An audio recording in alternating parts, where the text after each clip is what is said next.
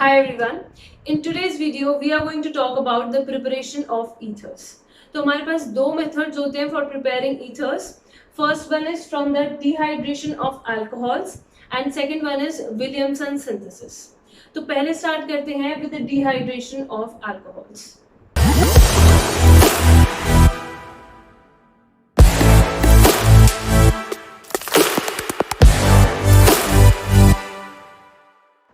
देखो, अगर तुम्हें याद हो, डिहाइड्रेशन ऑफ अल्कोहल्स हम ऑलरेडी इस चैप्टर में करवा चुके हैं, लेकिन पहले जो हमने रिएक्शन पढ़ी थी उसमें हमने डिहाइड्रेशन करवा के एल्कीन की फॉर्मेशन करी थी, but now we are going to dehydrate the alcohol to form the ether.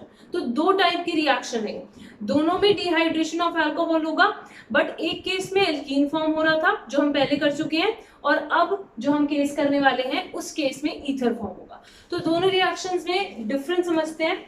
Suppose मैंने यहाँ पे इथेनॉल लिया, CH3 CH2OH, ये रहा अल्कोहल. अल्कोहल का हमें क्या करना है? डिहाइड्रेशन, यानी कि removal of water from the alcohol, right. तो देखो, ये जो डिहाइड्रेशन ऑफ अल्कोहल होता है, it takes place in the presence of protic acid. तो यहाँ पे कौन से एसिड ले सकते हो तुम? You can take sulfuric acid H2SO4 or you can take phosphoric acid H3PO4, right? तो इन दोनों में से कोई भी तुम एसिड यूज कर सकते हो. प्रोटिक एसिड्स तुम्हें लेने हैं यहाँ पे. तो सपोज मैंने फर्स्ट केस में एसिड डाला H2SO4 और यहाँ पे टेम्परेचर दिया है 443 केल्विन, और सेकेंड केस में इथेनॉल में ही मैंने एसिड डाला H2SO4, बट इस बार मैंने टेम्परेचर कर दिया लो 413 केल्विन. तो दोनों केस में जो हमारे प्रोडक्ट्स फॉर्म होंगे वो डिफरेंट होंगे, ठीक है. फर्स्ट केस में जहां पे हाई टेम्परेचर दिया है, यहाँ पे एलिमिनेशन रिएक्शन प्रेफर होगी and it is going to lead to formation of an alkene, जैसे हमने पहले रिएक्शन किया था, जो केमिकल रिएक्शंस हम पढ़ते हैं अल्कोहल्स की, उसके अंदर.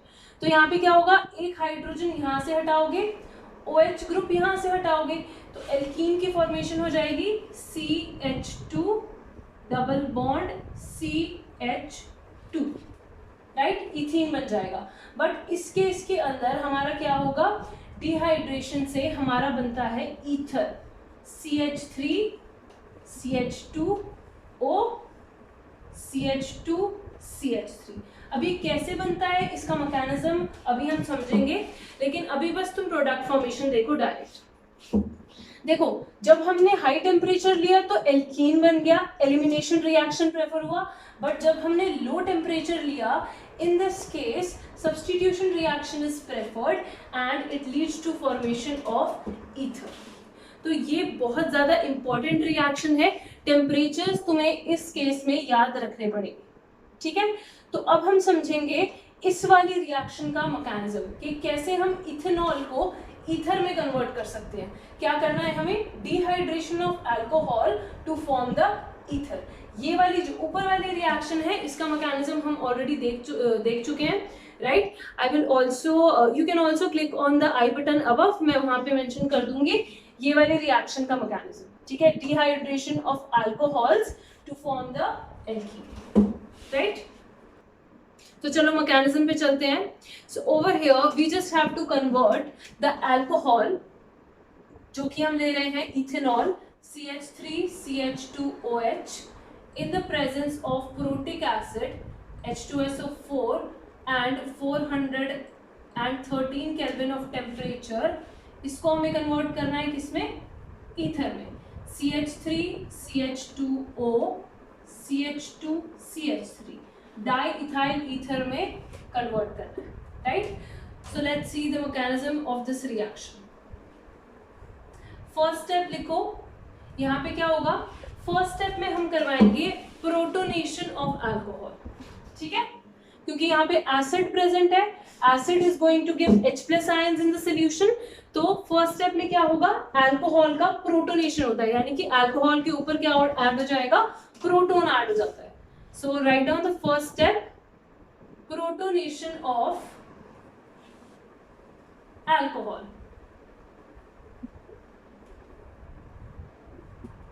we have CH3CH2OH। अब देखो अल्कोहल का जो ऑक्सीजन आटम है, इसके ऑक्सीजन आटम के ऊपर लोन पेयर प्रेजेंट होते हैं, and this lone pair is going to interact with the H+ of the acid.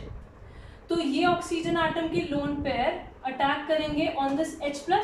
तो क्योंकि ऑक्सीजन आटम ने अपना लोन पेयर जो है वो दिया है H+ को, so this oxygen atom is going to have a positive charge on it. और क्योंकि ये लोन पेयर H+ ने एक्सेप्ट कर लिए, तो इसका पॉजिटिव चार्ज क्या हो जाएगा, न्यूट्रल। तो यहाँ पे तुम बना सकते हो protonated alcohol, CH3CH2, oxygen atom पे आ गया पॉजिटिव चार्ज क्योंकि इसने इलेक्ट्रॉन्स दिए, ऑलरेडी एक हाइड्रोजन तो अटैच्ड ही था इससे, और एक और हाइड्रोजन अब अटैच हो चुका है, राइट। तो इसे हम कहते हैं प्रोटोनेटेड अल्कोहल। ये सिंपली अल्कोहल था, इस पे अगर प्रोटॉन आके चिपक गया, so this is now known as protonated alcohol. अब आ जाओ सेकेंड स्टेप पे। सेकेंड स्टेप में क्या होगा, there is going to be attack of nucleophile. और यहाँ पे न्यूक्लियोफाइल जो होता है वो हमारा दूसरा मॉलिक्यूल होता है अल्कोहल का, ठीक है। देखो अल्कोहल ये तो यानी कि सिर्फ एक ही मॉलिक्यूल पड़ा होगा सोल्यूशन में, there are many molecules, right. तो इथेनॉल का ही एक दूसरा मॉलिक्यूल अटैक करता है on this protonated alcohol. So you will write down the second step, attack of alcohol on, or you can write nucleophilic attack of alcohol on protonated alcohol, on the protonated alcohol। let's see कैसे होगा ये step. सो यहाँ पे alcohol दिखाओ, CH3CH2OH, इसके ऊपर है lone pairs, plus हो रहा हमारा protonated alcohol CH3CH2 single bond O+H। अब देखो यहाँ पे ये कार्बन आटम और ये ऑक्सीजन आटम, इन दोनों के बीच में बॉन्ड फॉर्म हो रखा है, राइट। H2 यहाँ पे दिखा देते हैं। तो इस कार्बन आटम के ऊपर जो है इलेक्ट्रॉन डेंसिटी वो थोड़ी कम होगी। देखो इसके एडजेसेंट क्या प्रेजेंट है, इसके एडजेसेंट एक इलेक्ट्रोनेगेटिव आटम है ऑक्सीजन, जिसके ऊपर पॉजिटिव चार्ज है। तो ऑब्वियसली ऑक्सीजन को पॉजिटिव चार्ज पसंद नहीं है क्योंकि that is an electronegative atom. तो ये क्या कर रहा होगा, ये इलेक्ट्रॉन डेंसिटी खींच रहा होगा इस कार्बन आटम से क्योंकि इसके ऊपर पॉजिटिव चार्ज है, but it needs electrons, right. तो ये ऑक्सीजन आटम कार्बन आटम से इलेक्ट्रॉन्स खींच रहा होगा। तो क्योंकि इसके ऊपर अब इलेक्ट्रॉन डेंसिटी कम हो चुकी है, this is the reason that this oxygen atom is going to go with its lone pair and attack on this carbon atom, ठीक है। तो जैसे ही ये न्यूक्लियोफिलिक अटैक करेगा इस प्रोटोनेटेड अल्कोहल के ऊपर, this bond is going to get shifted onto the oxygen atom, ठीक है। ये जो इस बॉन्ड के इलेक्ट्रॉन है वो ऑक्सीजन आटम के ऊपर शिफ्ट हो जाएंगे। ये बॉन्ड ब्रेक हो चुका है, अब यहां से वाटर रिलीज हो जाएगा। देखो H2O, राइट। तो पानी यहां से निकल जाएगा, ऑक्सीजन के लोन पेयर वापस आ चुके हैं उसके पास, and now what is formed, देखो इस कार्बन के बीच में और इस ऑक्सीजन के बीच में बॉन्ड फॉर्म हो चुका है। इसको ध्यान से देखना बिल्कुल, first I am drawing this thing. तो यहाँ पे पहले बनाओ CH3CH2, CH3CH2, वाटर को बाद में लिख लेंगे। Now you have oxygen, oxygen ने क्योंकि लोन पेयर दिया है तो इस पे दिखाओ एक पॉजिटिव चार्ज। अब इस ऑक्सीजन से क्या क्या लगाए, एक तो हाइड्रोजन लगाए, तो इस हाइड्रोजन को ऐसे दिखा दो, और बाकी इसने जो अटैक किया है इस कार्बन पे, तो इस ऑक्सीजन से और क्या लग गया, CH2 CH3 ग्रुप। तो यहाँ पे दिखाओ CH2 CH3 ग्रुप, ठीक है। I hope this is clear to you. यहाँ पे क्या हुआ है, बस इस ऑक्सीजन आटम ने यहाँ इस कार्बन पे अटैक किया, तो ये पूरा ग्रुप जो है वो इससे चिपक जाएगा ऑक्सीजन से, और बाकी यहाँ से पानी बाहर, तो H2 तुम निकाल देना, right. So this is going to be our second step. और लास्ट स्टेप में हमारा क्या हो जाएगा, there is going to be deprotonation. तो स्टार्टिंग में जो हमारा प्रोटॉन चिपका था अल्कोहल पे आके लास्ट में जाके वो क्या हो जाता है, रिमूव हो जाता है. Fine. So last step is going to be deprotonation. Deprotonation. देखो एक चीज ध्यान रखना है, यहाँ लास्ट स्टेप दिखाने से पहले यहाँ पे जो सेकेंड स्टेप है ना, this is the slow step and this one is going to be the rate determining step. ये हमें ऑलरेडी पता है कि जो स्लो स्टेप्स होते हैं those are the rate determining step. और ये जो तुम्हारा सेकेंड स्टेप जाता है it goes through SN2 reaction mechanism. ठीक है, ये बहुत इंपॉर्टेंट पॉइंट है, इसको ध्यान रखना कि सेकेंड स्टेप किसके थ्रू जा रहा है, SN2 रिएक्शन मैकेनिज्म. और इसी पे हमारा जो रेट ऑफ रिएक्शन है वो डिपेंड करेगा because this is the slow step. Right, ये मैं क्यों बता रही हूँ कि ये SN2 है, इसका सिग्निफिकेंस अभी आगे आएगा. ठीक है, तो आ जाओ हमारे लास्ट स्टेप पे, डीप्रोटोनेशन. डीप्रोटोनेशन यानी कि इस मॉलिक्यूल से तुम्हें बस अब प्रोटॉन हटाना है, CH3 CH2O plus H CH2 CH3. तो प्रोटॉन यहाँ से निकाल दो. ये वाला जो बॉन्ड के इलेक्ट्रॉन्स हैं they will get shifted on to the oxygen atom.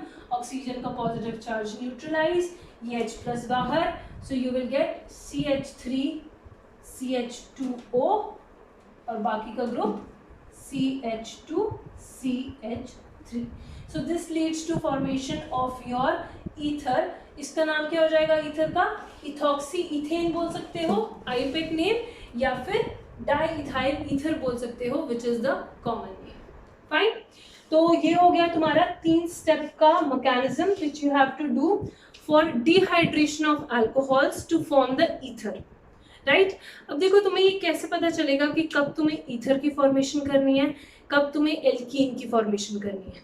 Right, तो ये समझने के लिए you can write down 3 important conditions. तो ईथर की फॉर्मेशन तुम डिहाइड्रेशन ऑफ अल्कोहल से तभी करवाओगे when the 3 conditions are satisfied which I am about to write you. ठीक है, फर्स्ट कंडीशन लिखो, the alcohol should be primary. Alcohol should be primary. यानी कि जैसे अभी देखो हमने क्या लिया था, हमने इथेनॉल लिया था which is a primary alcohol. Right, तो हमेशा ये चीज ध्यान रखना कि हमें प्राइमरी अल्कोहल्स लेने हैं तब हमारी ईथर की फॉर्मेशन फेवर हो सकती है. Second condition, the temperature should be low. ये भी हमने देखा कि जब हमने 413 केल्विन वाला टेम्परेचर लिया तभी ईथर बना. अगर हम हाई टेम्परेचर ले लेंगे 443 kelvin, then in that case alkene would be formed. Right, तो temperature should be low, second condition. और थर्ड कंडीशन आ जाती है हमारी that your alkyl group should be unhindered. Alkyl group should be unhindered. ज्यादा बड़ा और स्टेरिक हिंड्रेंस प्रोवाइड करने वाला ग्रुप नहीं होना चाहिए, अनहिंडर्ड ग्रुप होना चाहिए. जैसे सपोज तुमने ये अल्कोहल लिया ROH, तो ये जो एल्काइल ग्रुप है R group, first thing it should be primary. Reaction condition कैसी होनी चाहिए, टेम्परेचर लो होना चाहिए. और थर्ड, एल्काइल ग्रुप जो है ये वाला इट शुड बी अनहिंडर्ड. ये नहीं कि तुम बहुत बल्कि सा ग्रुप ले लो. ठीक है, तो अगर ये 3 कंडीशन सेटिस्फाइड हैं तो डिहाइड्रेशन ऑफ अल्कोहल अगर होगा तो वो ईथर ही फॉर्म करेगा. अगर इनमें से कंडीशन सेटिस्फाइड नहीं है, इनमें से कोई भी कंडीशन सेटिस्फाइड नहीं है, then in that case your alkene will be formed. Fine. देखो अब अगर हम बात करें जैसे यहाँ पे तो प्राइमरी अल्कोहल था तो ईथर बन गया, बट व्हाट इफ सेकेंडरी या फिर टर्शरी अल्कोहल्स गिवन.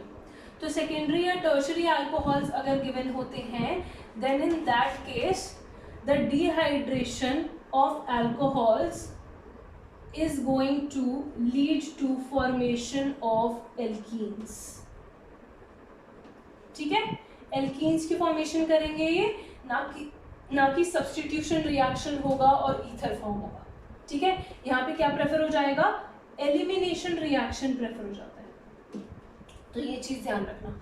और हमने देखा भी था ये मैकेनिज्म के अंदर कि ये SN2 मैकेनिज्म के थ्रू जाता है ये रिएक्शन, राइट। और SN2 रिएक्शन की क्या कंडीशन होती है कि हमें लेस स्टेरिक हिंड्रेंस वाला मॉलिक्यूल चाहिए, और यूजुअली हम प्रेफर करते हैं कि हमें प्राइमरी मिले, राइट, क्योंकि अगर सेकेंडरी और टर्शरी हो जाएगा तो वो SN1 से चला जाता है, फाइन। तो इसीलिए हमने देखा भी मैकेनिज्म के अंदर कि SN2 के थ्रू जा रहा है, तो SN2 के थ्रू जा रहा है तो ऑब्वियस है कि ये वाली कंडीशंस होनी चाहिए कि आप प्राइमरी हम प्रेफर करेंगे, और एल्काइल ग्रुप क्या होना चाहिए, अनहिंड्रेड होना चाहिए, फाइन। एक और क्वेश्चन जो इस टॉपिक से पूछा जा सकता है, that is why this method is generally not used for the preparation of unsymmetrical ethers। देखो अभी जो हमने ईथर फॉर्म किया था वो किस टाइप का था, it was a symmetrical ether, यानी कि ऑक्सीजन के दोनों साइड पे सेम ही ग्रुप्स प्रेजेंट थे, इस साइड भी इथाइल और इस साइड भी इथाइल। बट क्या हम क्यों हम अनसिमेट्रिकल ईथर्स प्रिपेयर करने के लिए ये वाला मेथड यूज नहीं करते? The answer is, let's see the answer with the help of a reaction only। suppose तुम्हें unsymmetrical ether form करना है कोई CH3 CH2O CH3, यानी कि तुम्हें प्रिपेयर करना है इथाइल मिथाइल ईथर, ठीक है, जिसमें ऑक्सीजन के दोनों साइड्स पे डिफरेंट एल्काइल ग्रुप्स प्रेजेंट है। सो this is an unsymmetrical ether. तो अगर ऐसा अनसिमेट्रिकल ईथर तुम्हें प्रिपेयर करना है, उसके लिए ये वाला मेथड तुम क्यों नहीं यूज करोगे? Let's understand.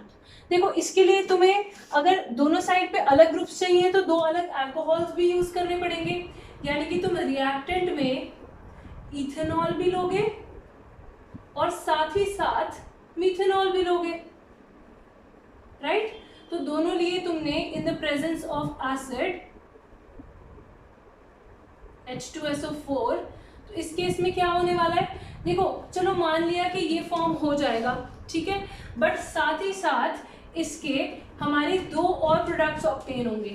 देखो ईथर का मॉलिक्यूल इथेनॉल का मॉलिक्यूल इथेनॉल के मॉलिक्यूल पे भी अटैक करेगा, इथेनॉल का मॉलिक्यूल मिथेनॉल के मॉलिक्यूल पे भी अटैक करेगा, सिमिलरली मिथेनॉल का मॉलिक्यूल मिथेनॉल पे भी अटैक करेगा और इथेनॉल पे भी करेगा, राइट। तो इस केस में हमारे मिक्सचर ऑफ प्रोडक्ट्स फॉर्म हो जाते हैं। जब इथेनॉल और मिथेनॉल एक दूसरे के साथ इंटरैक्ट करेंगे तब तो चलो ये बन गया, फाइन। बट अगर मिथेनॉल इंटरैक्ट करे तो यहाँ पे बनेगा CH3OCH3, और जब इथेनॉल इंटरैक्ट करे तब क्या बनेगा, CH3CH2O CH2CH3, यानी कि डाईमिथाइल ईथर और डाईइथाइल ईथर ये हमें फ्री के प्रोडक्ट्स मिल गए जो हमें चाहिए भी नहीं थे, right. So we don't prefer to use this method for preparation of unsymmetrical ethers because a mixture of products is found here, right. ये वाले प्रोडक्ट्स तो हमें चाहिए भी नहीं थे लेकिन फिर भी हमें मिल गए, राइट। तो इसीलिए हम प्रेफर करते हैं कि अनसिमेट्रिकल ईथर्स हम इस मेथड से ना बनाएं। तो अब हम चलते हैं अपने नेक्स्ट मेथड पे विच इज विलियमसन सिंथेसिस, जिसमें हम सिमेट्रिकल ईथर्स भी प्रिपेयर करेंगे और अनसिमेट्रिकल ईथर्स भी प्रिपेयर करेंगे। So Williamson synthesis is sometimes also known as Williamson's ether synthesis. तो देखो जैसे मैंने बता ही दिया कि सिमेट्रिकल और अनसिमेट्रिकल दोनों टाइप के ईथर्स को प्रिपेयर करने के लिए यूज किया जा सकता है, फाइन। अब देखो इसमें हम कौन कौन से रिएक्टेंट्स लेते हैं, हम एल्काइल हैलाइड को रिएक्ट करवाएंगे with sodium alkoxide. Alkyl halide is reacted with sodium alkoxide and this leads to formation of ether, ठीक है, ईथर बन जाता है और साथ में हमें बाय प्रोडक्ट मिल जाएगा सोडियम हैलाइड।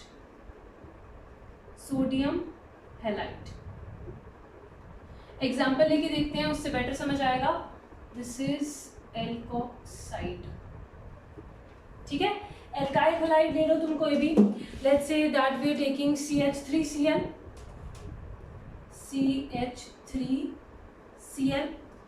इसके साथ Cl को let's write it down on this side, CH3Cl, इसके साथ हम लेते हैं कोई भी sodium alkoxide. So let's say we are taking sodium methoxide, ठीक है। तो सोडियम मिथॉक्साइड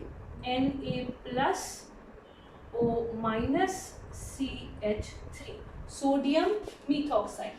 ठीक है, तो अब यहाँ पे होगा क्या, NaCl is going to get eliminated, NaCl as a by product हमें मिलेगा, सोडियम हैलाइड जो है, तो पहले यही लिख लो NaCl plus a bond will be formed between this CH3 group and the oxygen atom. So you will get CH3OCH3. तो ये हमें क्या मिल गया, this is a symmetrical ether, क्योंकि ऑक्सीजन की दोनों साइड्स पे सेम अल्काइल ग्रुप लगा हुआ है which is methyl and methyl. तो यहाँ पे हमें मिला डाई इथाइल ईथर, या फिर हम इसको कह सकते हैं मिथॉक्सी मीथेन। फाइन, तो यहाँ पे हमें मिल गया सिमेट्रिकल ईथर। ऐसी अनसिमेट्रिकल ईथर भी तुम प्रिपेयर कर सकते हो। Let's say now we are taking CH3 CH2Cl plus, इसके साथ हम ले लेते हैं अगेन सोडियम मिथॉक्साइड, ये ले लिया इथाइल क्लोराइड, इसके साथ हमने ले लिया सोडियम मिथॉक्साइड, तो क्या मिलेगा again NaCl you will remove, ठीक है, और CH3 CH2OCH3, सो CH3 CH2OCH3 प्लस NaCl।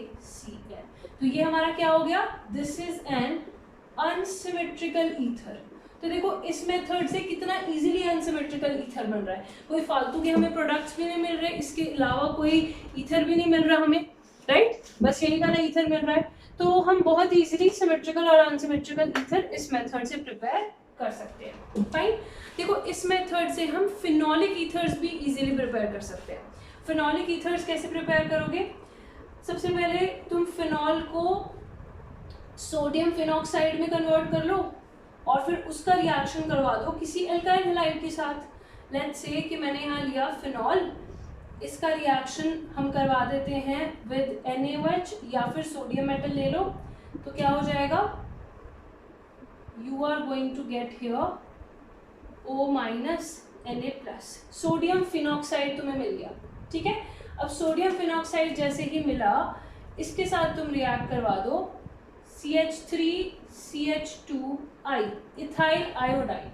तो इथाइल आयोडाइड और सोडियम फिनॉक्साइड का रिएक्शन अगर हम करवाएंगे तो यहाँ से देखो Na और I will get removed, same manner में रिएक्शन करवाना है। ठीक है, NaI रिमूव हो जाएगा और बॉन्ड फॉर्म हो जाएगा इस ऑक्सीजन और इस CH2 के बीच में। So you are going to get this as your product, OCH2CH3. So this is known as ethoxybenzene, right? ethoxybenzene. तो यहाँ पे हमने क्या किया, हमने एक फिनोलिक ईथर भी प्रिपेयर कर लिया। तो विलियमसन सिंथेसिस से तुम फिनोलिक ईथर्स भी काफी इजीली प्रिपेयर कर सकते हो। फाइन, यहाँ पे इस मेथड की कुछ लिमिटेशंस होती हैं जो हमें डिस्कस करनी है। देखो जब भी हम अनसिमेट्रिकल ईथर्स प्रिपेयर कर रहे होते हैं using Williamson synthesis, you have to keep in mind कि जो हम एल्काइल हैलाइड लेंगे that is always going to be primary. ठीक है, हमेशा ध्यान रखना, this is very very important, कि जो हम एल्काइल हैलाइड लेंगे that has to be primary in nature. अगर हम सेकेंडरी या फिर टर्शरी अल्काइल हैलाइड ले लेते हैं, then in that case alkene will be formed. ठीक है, तो इसीलिए हम कहते हैं कि alkyl halide should always be primary, तभी हमारा ईथर की फॉर्मेशन हो पाएगी। Alright, let's understand this with the help of an example. Suppose हमें प्रिपेयर करना है यहाँ पे इथाइल टर्शरी ब्यूटाइल ईथर। ठीक है, इथाइल टर्शरी ब्यूटाइल ईथर हमें प्रिपेयर करना है। पहले उसका स्ट्रक्चर ही बना लेते हैं। Oxygen atom at the centre, एक एंड पे इथाइल ग्रुप CH2 CH3, दूसरे एंड पे tertiary butyl group, so meth eth prop and but, this is your tertiary butyl group. Fine, तो this is an unsymmetrical ether जो हमें prepare करना है। तो मैं ये कह रही हूँ इसके प्रिपरेशन के लिए we have to take primary alkyl halide होगी, यानी कि जो ये वाला एंड है इसका तुम हैलाइड बनाओगे और जो दूसरा एंड है उससे तुम सोडियम एल्कोक्साइड बनाओगे, राइट। यानी कि CH3CH2 इसका हैलाइड बनेगा CH3CH2Cl, लेट्स से हमने ये ले लिया, प्लस जो बाकी का बचा हुआ पार्ट है ये वाला पोर्शन, इसका हम एल्कोक्साइड बनाएंगे, सोडियम एल्कोक्साइड। सो ये हो जाएगा CH3CH3CH3O Na+. So this is sodium tertiary butoxide reacts with ethyl chloride, ठीक है। तो जब ये दोनों रिएक्ट करेंगे तभी हमारे इस ईथर की फॉर्मेशन हो सकती है, this is possible, right. But अगर हमने इसका उल्टा कर दिया तब क्या होगा? देखो, अगर हमने क्लोराइड एल्काइल हैलाइड जो है वो इस पार्ट से बना दिया और जो हमारा सोडियम एल्कोक्साइड है वो इस पार्ट से बना दिया, तब देखो क्या होगा। सपोज मैंने अब CH3CH2O Na+, यानी कि सोडियम इथॉक्साइड ले लिया और इसका रिएक्शन करवाया है विद दिस पार्ट, और उस पार्ट का हमें क्या बनाना है? Alkyl halide. So this will be tertiary butyl chloride CH3 and Cl, ठीक है। This is going to be tert butyl chloride. तो इस केस में क्या होगा? इस केस में हमारा एल्कीन की फॉर्मेशन हो जाती है, और ऐसा क्यों होता है ये समझते हैं। देखो, फर्स्ट केस में ये जो हमारे सोडियम एल्कोक्साइड होते हैं ना, ये जो हमारे सोडियम एल्कोक्साइड होते हैं ये हमारे स्ट्रॉन्ग बेसिस होते हैं as well as strong nucleophiles, ठीक है।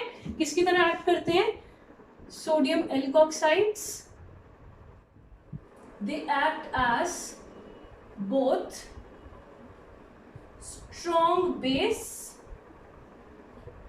as well as strong nucleophile, right? तो इस केस में वो किसकी तरह एक्ट करेगा? वो एक्ट करेगा एज अ स्ट्रॉन्ग न्यूक्लियोफाइल। तो यहाँ पे ये जाके सिंपली अटैक कर देता है, क्लोरीन यहाँ से निकल जाता है, NaCl बाहर, ठीक है। तो इस केस में ये तो सिंपली जाके अटैक कर रहा है, यानी कि यहाँ पे it is going to act as a strong nucleophile, क्योंकि देखो यहाँ पे कोई स्टेरिक हिंड्रेंस थोड़ी है। CH3CH2 जो है वो एक छोटा सा ग्रुप है, तो ऑब्वियसली ये खुशी खुशी जाके इसके ऊपर अटैक कर सकता है, there is no steric hindrance. But इस केस में देखो, ये वाला जो सोडियम इथॉक्साइड है, इस केस में this is not going to act as a nucleophile, instead this is going to act as a base here. और ये बेस की तरह क्यों मजबूर हो गया एक्ट करने के लिए? क्योंकि अगर ये इसके ऊपर खुद अटैक करने जाएगा तब इसको स्टेरिक हिंड्रेंस मिलती है। देखो, let's show it like this. CH3 को इस साइड दिखाते हैं, क्योंकि इसी साइड से अटैक होगा, बैक साइड Cl, ठीक है। तो देखो, अगर ये आया, ये O- आया इसके ऊपर अटैक करने, इस कार्बन आटम के ऊपर यहाँ पे, तो क्या होगा? It is going to definitely face steric hindrance, क्योंकि ऑलरेडी इतना बड़ा ग्रुप यहाँ पे प्रेजेंट है। तो ये attack, nucleophilic attack is not possible in this case. Nucleophilic attack ही नहीं हो रहा तो सब्स्टिट्यूशन होगा ही नहीं, सब्स्टिट्यूशन नहीं होगा तो हमारा ईथर की फॉर्मेशन होगी ही नहीं। तो इस केस में वो क्या प्रेफर करता है? It prefers to act as base. और बेस का काम क्या होता है? बेस बस साइड से तुम्हारा प्रोटॉन निकाल लेगा, राइट। तो ये था CH3, ये यहाँ पे क्या करेगा? न्यूक्लियोफाइल की तरह तो एक्ट कर नहीं रहा, कार्बन पे अटैक करेगा नहीं, तो ये सिंपली जाके साइड से प्रोटॉन निकाल लेगा। तो प्रोटॉन निकाला, यहाँ से ये यहाँ गया, क्लोरीन बाहर। So what are you going to get? You are going to get alkene here. सो CH2 double bond CH3 and CH3, ये फॉर्म हो जाएगा। यहाँ पे एल्कीन की फॉर्मेशन हो जाती है, क्योंकि यहाँ पे sodium ethoxide as a base काम करता है, क्योंकि ये स्टेरिक हिंड्रेंस, जहाँ पे ऑलरेडी इतनी स्टेरिक हिंड्रेंस है, वहाँ पे ये न्यूक्लियोफाइल की तरह जाके खुद अटैक नहीं करेगा, ठीक है। बट इन दिस केस क्योंकि ये जो है एक स्ट्रॉन्ग न्यूक्लियोफाइल की तरह एक्ट कर सकता है, क्योंकि यहाँ पे स्टेरिक हिंड्रेंस नहीं है, तो ये खुद जाके अटैक कर देगा, सब्स्टिट्यूशन हो जाएगा and you will get this ether. तो ये क्वेश्चन बहुत ज़्यादा इंपॉर्टेंट है। You have to keep in mind that alkyl halides always needs to be primary, not secondary और टर्शरी, क्योंकि सेकेंडरी और टर्शरी होंगे तब उस केस में हमारा एल्कीन बन जाता है, ना कि ईथर बनेगा। Fine, so this is very important thing. Alright, अब देखो एक और चीज है जो यहाँ पे डिस्कस करनी है कि किस केस में हमारे फिनोलिक ईथर्स नहीं बन सकते। अभी हमने एक केस देखा था कि कैसे हमारे फिनोलिक ईथर्स बन सकते हैं, राइट? हमने क्या लिया था, वी टुक सोडियम फिनॉक्साइड, उसका रिएक्शन हमने करवाया एक प्राइमरी अल्काइल हैलाइड के साथ और हमारा प्रोडक्ट बन गया, राइट? बट अगर हम उल्टा कर दें तब क्या होगा, लेट्स सी। तो पहले हमने जो रिएक्शन देखा था उसके अंदर वी टुक सोडियम फिनॉक्साइड और उसका रिएक्शन हमने करवाया था with primary alkyl halide CH3CH2I and this led to formation of ethoxybenzene, right? ये रिएक्शन हम ऑलरेडी देख चुके हैं, OCH2CH3। Now the question is कि अगर हम एराइल हैलाइड लें तो क्या तब रिएक्शन ये पॉसिबल है? ठीक है, instead of taking this alkyl halide, now let's say we are taking aryl halide, तो यहाँ पे हम लेते हैं, let's say we are taking chlorobenzene और इसका रिएक्शन हम करवा दें विद सोडियम इथॉक्साइड CH3CH2O-Na, तो क्या ये रिएक्शन हो पाएगी? The answer is that this reaction is going to take place with very difficulty. Okay, हम यूजुअली यही कह देते हैं कि रिएक्शन ये नहीं होगी, ठीक है? क्यों नहीं होगी ये reaction? Let's understand the reason. देखो यहाँ पे जो क्लोरीन आटम अटैच्ड है बेंजीन रिंग से, इसके ऊपर lone pair of electron present है and these lone pair of electrons are going to go in conjugation with the pi electrons of the benzene ring, और जैसे ये कॉन्जुगेशन में जाएंगे यहाँ पे कार्बन और क्लोरीन बॉन्ड में एक partial double bond character develop हो जाएगा, राइट?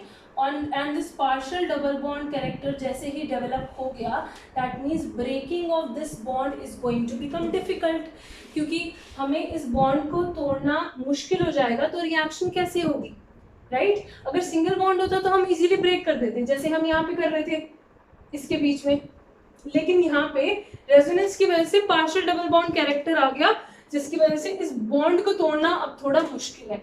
तो बॉन्ड को तोड़ना मुश्किल है तो रिएक्शन नहीं होगी, क्योंकि NaCl निकलेगा ही नहीं, तो ये इससे जाके चिपकेगा कैसे, राइट? तो इस मेथड से, यानी कि एराइल हैलाइड लेके और सोडियम एल्कोक्साइड लेके हम फिनोलिक ईथर्स प्रिपेयर नहीं कर सकते, ठीक है? फिनोलिक ईथर्स तुम कैसे प्रिपेयर करोगे? By taking alkyl halide and sodium phenoxide, ठीक है? हमेशा याद रखना सोडियम फिनॉक्साइड तो होना ही चाहिए, तभी तुम्हारा क्या बन सकता है, फिनोलिक ईथर बनेगा। Fine, so this was the last thing that I needed to discuss here, and that's all for the preparation of ethers. दो methods हमने कर लिया यहाँ पे।